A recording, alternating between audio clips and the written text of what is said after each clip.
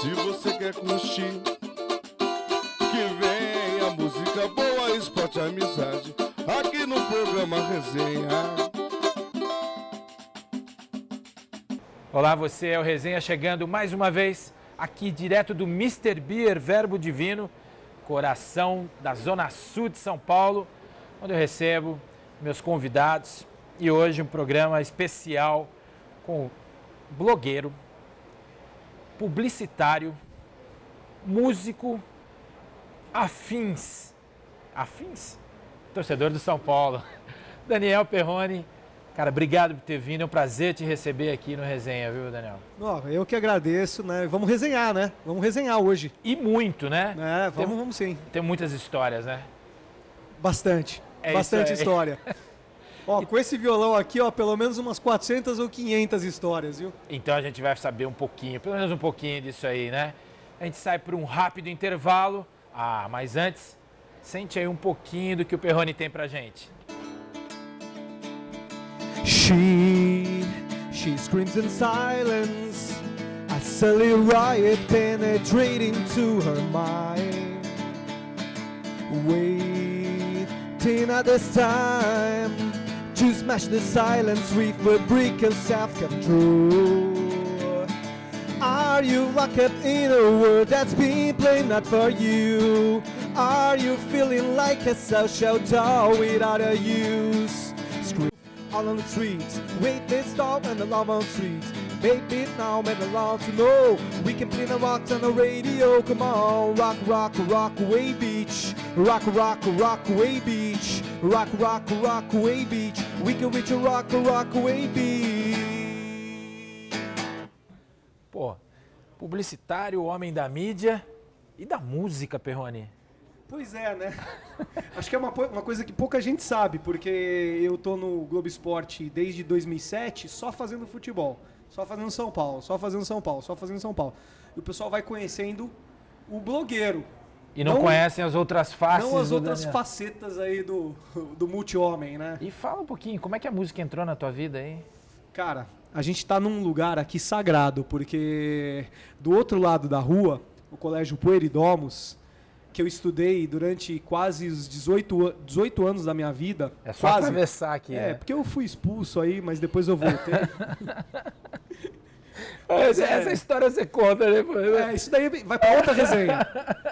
Outra, vocês me convidam, eu conto sobre essa história aí, que é uma história um pouco triste da minha vida, né? Mas eu fui expulso, eu voltei, terminei o meu curso lá, e lá eu conheci aí uns amigos que também tocavam e a gente estava aprendendo a tocar. Eu aprendi a tocar baixo, guitarra, violão.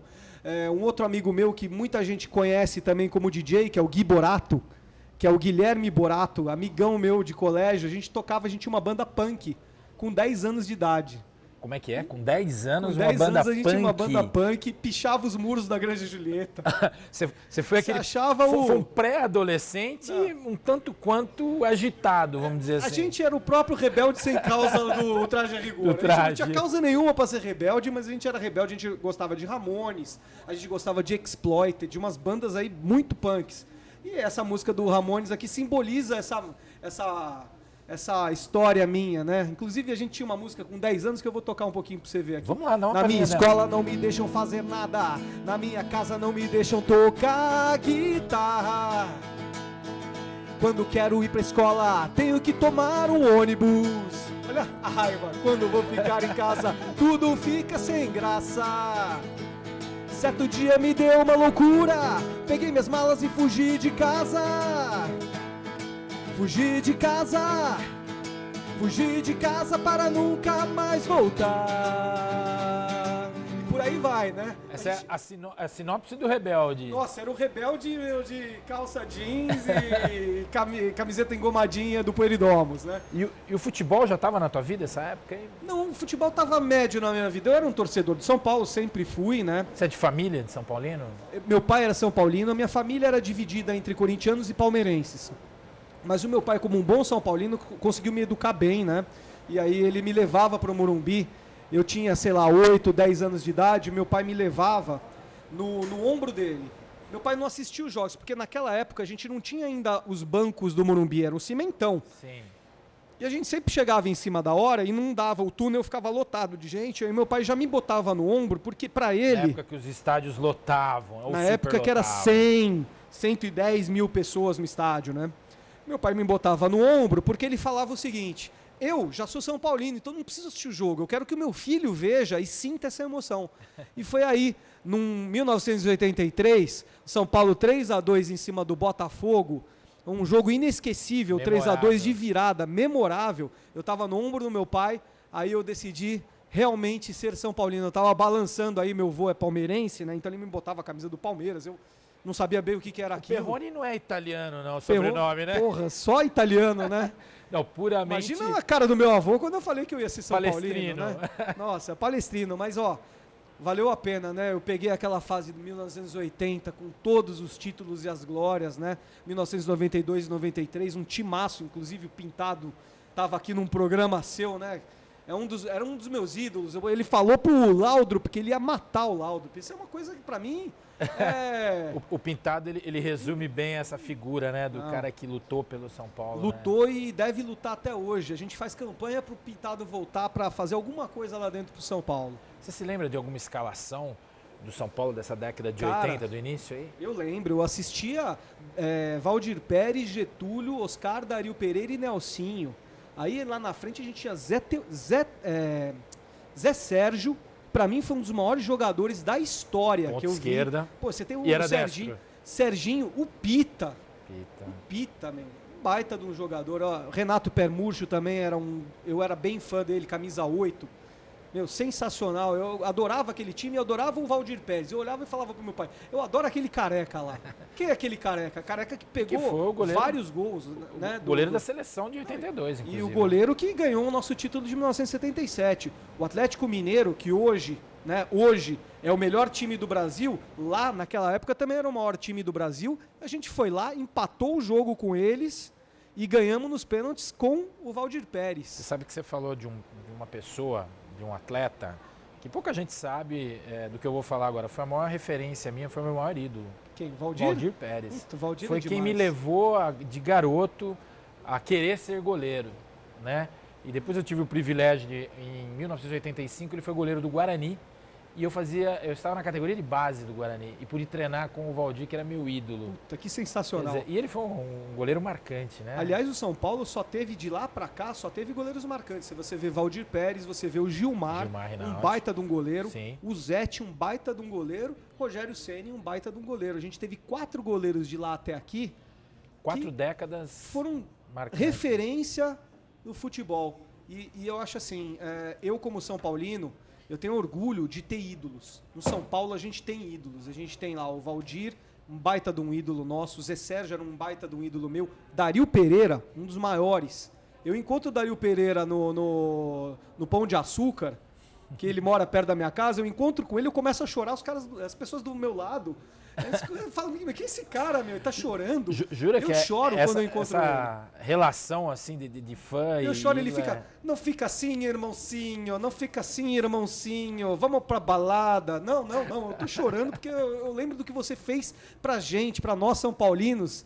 A gente nunca vai esquecer, porque naquela época, o São Paulo, a gente reclama agora que o São Paulino vai pouco nos estádios. Naquela época ia 400 pessoas. 500 pessoas no Morumbi. A gente só lotava, o São Paulino só lotava quando era clássico, quando era final. Agora, a nossa média de 10, 15, 20 mil, assim, a gente fala que vai pouco. Mas naquela época lá é que a gente era bem pior. E pra você, qual é o maior rival do São Paulo? Então, eu acho que é o Palmeiras. Pra mim sempre foi o Palmeiras o grande rival do São Paulo. Eu explico por quê.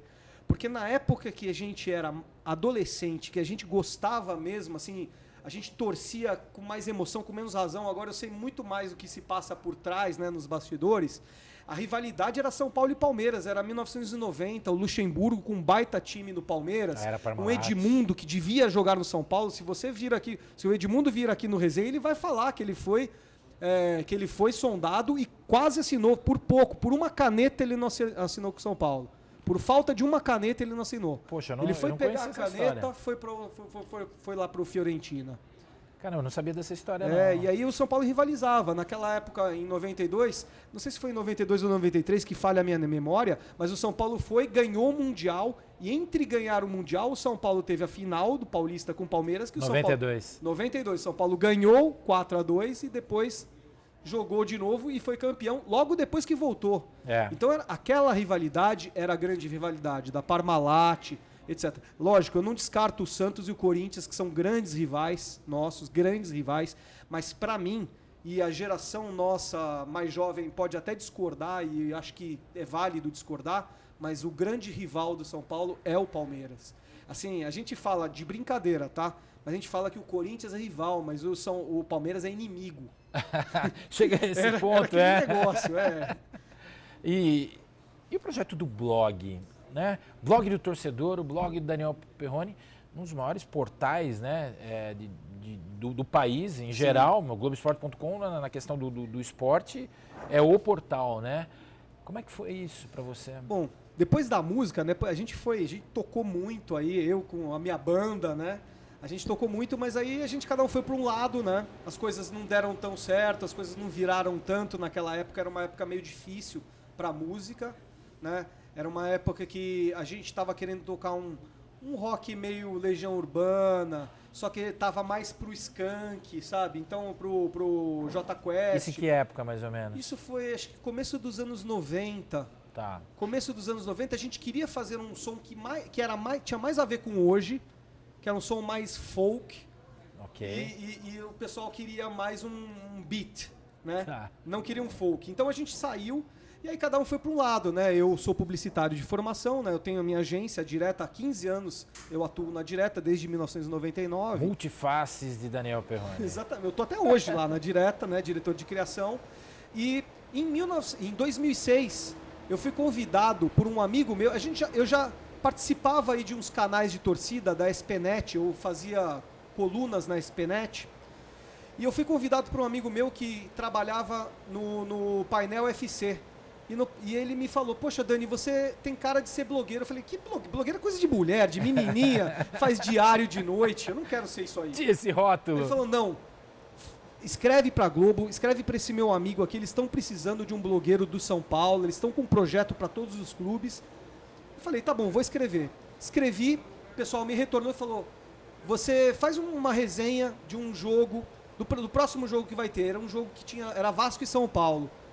O Vasco deu um coro no São Paulo. Eu escrevi cachorro, gato, galinha, meio palavrão. Escrevi tudo, os caras me aprovaram. O sentimento do torcedor mesmo. Eles falaram, esse aí é torcedor mesmo. Pode aprovar, põe ele. Comecei na Globo, né? Já era um projeto com 4 times do Rio. Eu entrei com mais os outros 3 de São Paulo, eram 8. E agora tem até blogueiro da Série C do brasileiro. E é um projeto grande que atrai muita audiência para a Globo, porque é um projeto genuíno de torcedor. Legal. Você vai contar um pouquinho mais dessa história daqui a pouco. A gente tem que sair para um rápido intervalo. Mas Perrone, quero mais uma palhinha aí. Ah, é? O que você quer? Vamos lá. Do you have a time to listen to me whine? Well, all I've been in everything that I want. I don't wanna doze, the large and balanced rule. Them all into a rod and think about it. Sometimes I think myself a trip. Sometimes my mind play tricks on me. And I can set it up, I hate it, set it all. Enlarge into a tom, another storm. Mas essa cidade tão imensa, não sei seu nome, nem como lhe chamar. Linda garota de Berlim. Supla. Já toquei com o Supla. Você já tocou? Já toquei no Tóquio, substituindo o baixista durante 1 ou 2 shows, assim. Foi a primeira banda dele, né? Foi a primeira banda, era Tóquio, tocava aí nos Madame Satãs da vida, no Radar Tantan aqui. Pô, Perrone, tem uma história. Realmente, né, a tua história, você vai de um lado ao outro aí com a música, enfim. Pra mim, a melhor definição minha, que eu falo é futebol, mulher e rock and roll, meu Deus, como isso é bom. É uma música que eles falam futebol, mulher e rock and roll, meu Deus, como isso é bom. Isso pra mim, futebol e rock and roll pra mim sempre teve na minha veia. Eu sempre misturei futebol com rock. Agora eu tô mais pro futebol e antes eu tava mais pro rock, então assim, a gente mistura. Em casa eu toco um pouquinho, quando eu tô de férias eu escrevo um pouquinho sobre futebol, eu não largo. Bom, o blog ele é atualizado diariamente? Diariamente.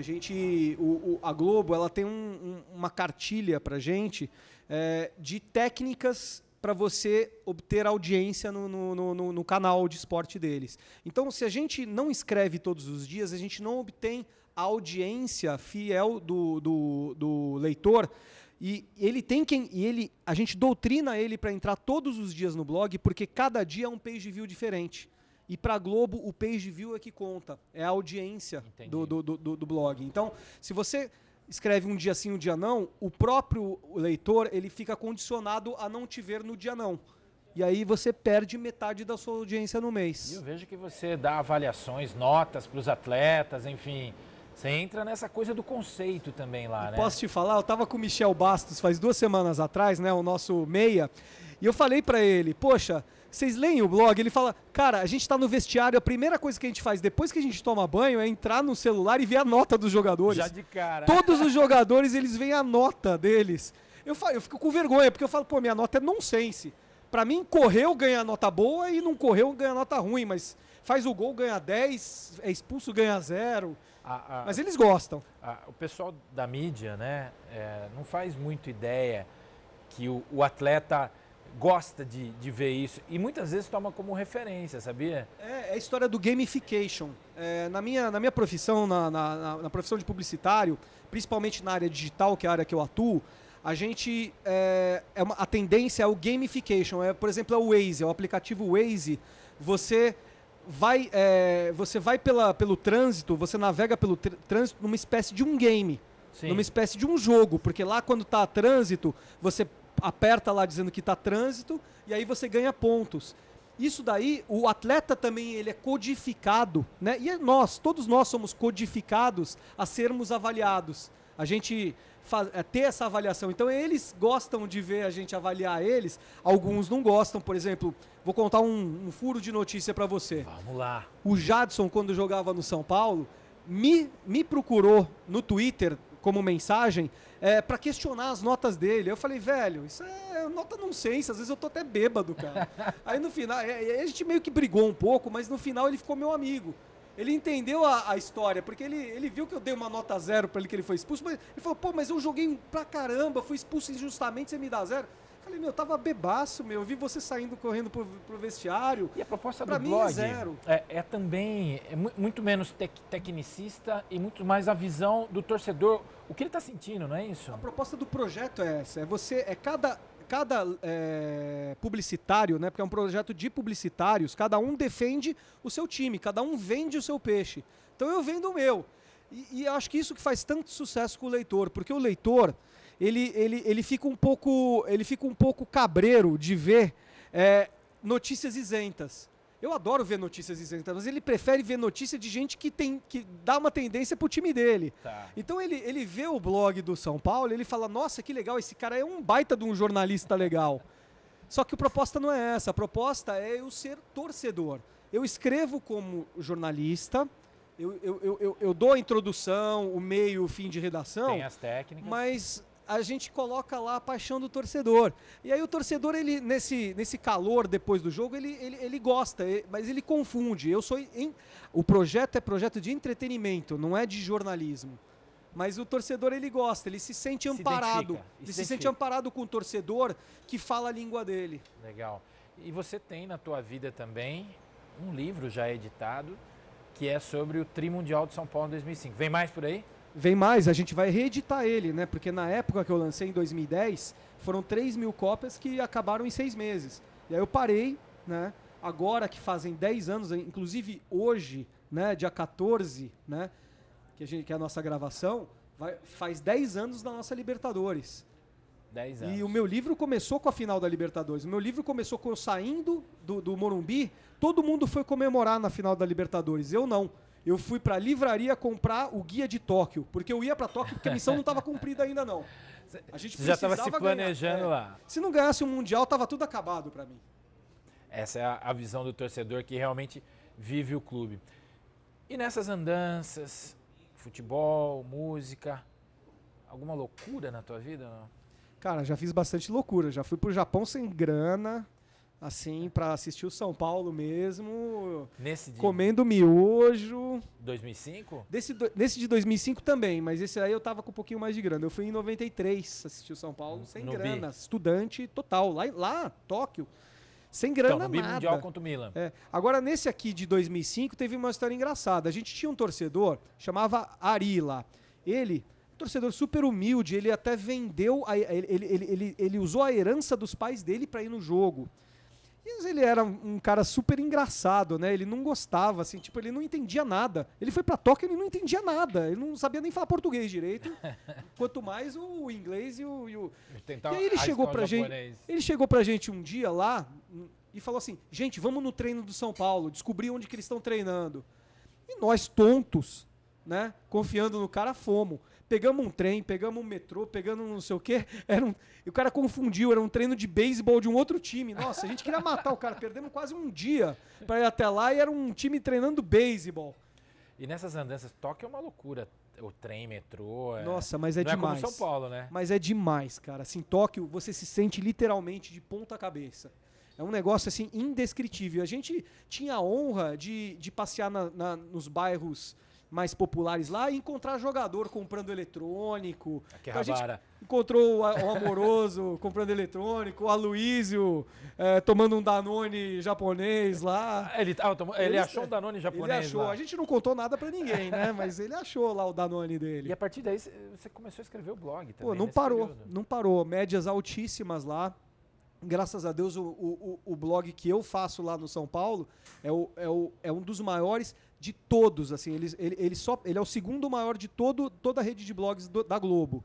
Ele só perde pro futebol internacional, porque tem a geração aí, molecada quer saber de Barcelona, de Real Madrid. Hoje as coisas mudaram, então né? Eles são maiores que o do São Paulo. Primeiro do São Paulo, depois do Flamengo, depois do Corinthians e o Palmeiras e por aí vai. Você consegue em algum ponto desse misturar a música lá também? Não? Alguma coisa relacionada ao clube? No dia do rock, aí no dia 13, eu fiz um post com a história do Morumbi.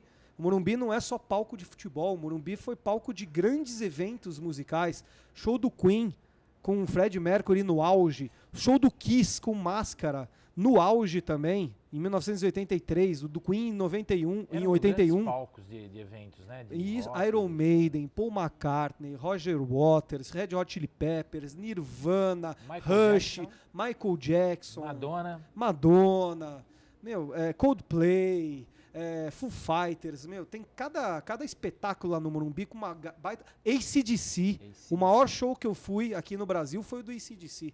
E essa história das arenas, como é que você está vendo? Você acha que o Morumbi vai precisar se modernizar ou ele tem a característica dele própria para poder ainda concorrer com essas arenas? Eu acho o seguinte, eu acho o Morumbi espetacular. Eu acho que o que falta antes de uma reforma no Morumbi é um belo de um estacionamento. E esse estacionamento é algo que não faz parte da reforma do clube, no meu ponto de vista. Você já pode começar a fazer isso no lado do clube, escavar lá embaixo, fazer um estacionamento para 800 mil carros.